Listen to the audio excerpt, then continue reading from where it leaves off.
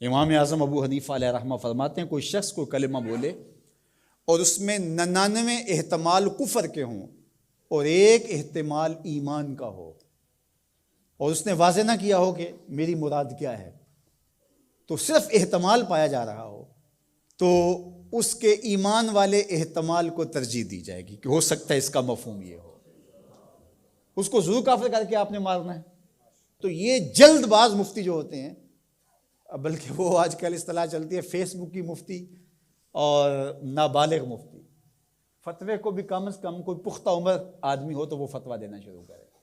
یہ اتنے جو ہے وہ جو فتویٰ دینا شروع کر دیتے ہیں، پھر ان کے فتوے کی مشین گن ایسے چلتی ہے کہ پھر کسی کو معافی نہیں کرتے، یہ بھی غلو ہے۔ یعنی صحیح فتوے کو بھی قبول نہ کرنا یہ بھی غلو ہے، اور دوسرا یہ ہے کہ بس تم فتویٰ دینے پہ تلو اور دیکھو نہ کہ وہ کیا کہہ رہا ہے اور ایک دم فتویٰ جڑ دو، تو یہ بھی غلو ہے۔ تو فتویٰ یہ شریعت اسلامیہ کا ضابطہ ہے، مفتی شریعت نے بٹھائے ہوئے ہیں۔ حضور کے زمانے میں، حضور علیہ السلام کے بعد باقاعدہ صحابہ مسائل بیان کرتے تھے، فتویٰ دیا کرتے تھے، لیکن حضرت صدیق اکبر رضی اللہ تعالیٰ عنہ کا زمانہ آپ دیکھیے، آپ نے 7-8 لوگوں کے علاوہ کسی کو جو ہے وہ اجازت نہیں دی تھی کہ وہ فتویٰ دے۔ اور یہاں کوئی بندہ عرب سے آیا تو وہ جس سے بھی بات کرے نا تو وہ کوئی نہ کوئی مسئلہ بتا دیا جائے، ایک ان پڑھ سے بھی کوئی مسئلہ شریعت کا پوچھ لیں تو وہ بھی اس کے بارے میں کوئی نہ کوئی بتا دے گا۔ اور اسی طرح کوئی مرض ہو، وہ آج کل وہ کرونا وائرس چل رہا ہے نا، تو اس کے اتنے علاج آگے ہیں کہ ابھی تک جو دنیا کے ماہرین بیٹھے ہیں سر جوڑ کے، ان کو بھی نہیں پتا جو علاج یہاں موجود ہیں۔ کوئی کہتا ہے پیاز کھاؤ تو ختم ہو جائے گا، کوئی فلاں چیز کھاؤ تو ختم ہو جائے گا۔ تو وہ کوئی بندہ عرب سے آیا یہاں، تو واپس جب گیا تو کہا کہ آپ وہاں گئے تھے بر صغیر میں، تو وہاں کے لوگوں کے حوال سناؤ، تو اس نے کہا کلو طبیب کلو مفتی،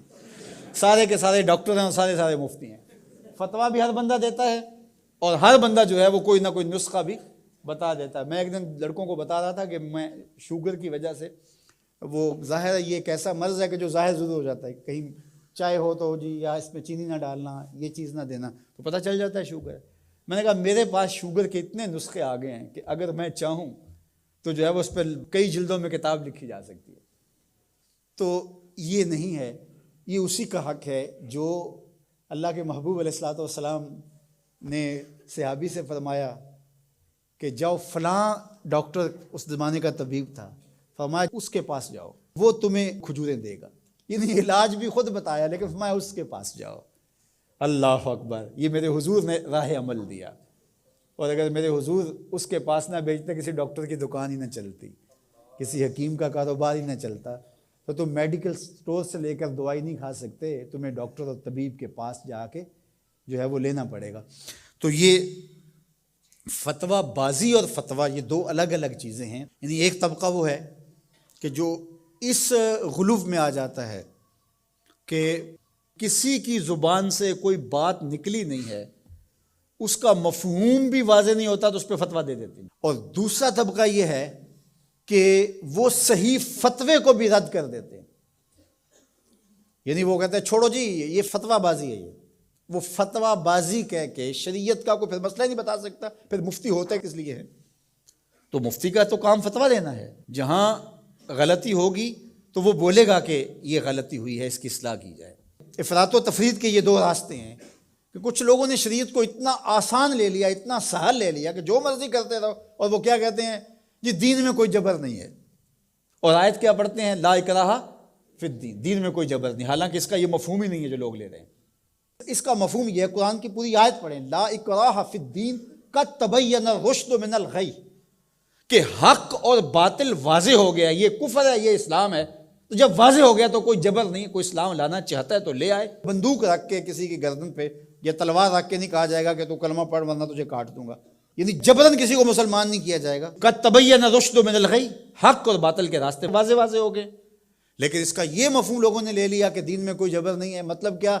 کہ جو مرضی کرتا پھرے۔ میاں جب تم اسلام لے آئے ہو تو پھر اسلام کی پابندیاں تو تمہیں قبول کرنی پڑیں گی۔ تم کسی بھی ملک میں جاتے ہو تو اس کے قوانین کیا تم وہاں فالو نہیں کرتے ہو؟ اگر نہیں کرو گے تو چالان ہوگا یا نہیں ہوگا؟ جب آپ نہیں گئے تھے تو آپ پابند نہیں تھے، آپ کسی کالج میں، یونیورسٹی میں، کسی ادارے میں آپ داخلہ ہی نہیں لیتے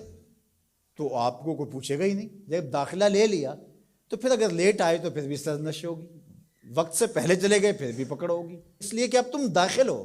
جب تم اسلام میں نہیں تھے تو لا اکراہ فی الدین، لیکن جب تم نے کلمہ محمد عربی کا پڑھ لیا ہے تو پھر تمہیں نماز بھی پڑھنی ہوگی، تمہیں روزے بھی رکھنے ہوں گے، اور تمہیں شریعت کے احکام کو اپنے اوپر نافذ کرنا ہوگا۔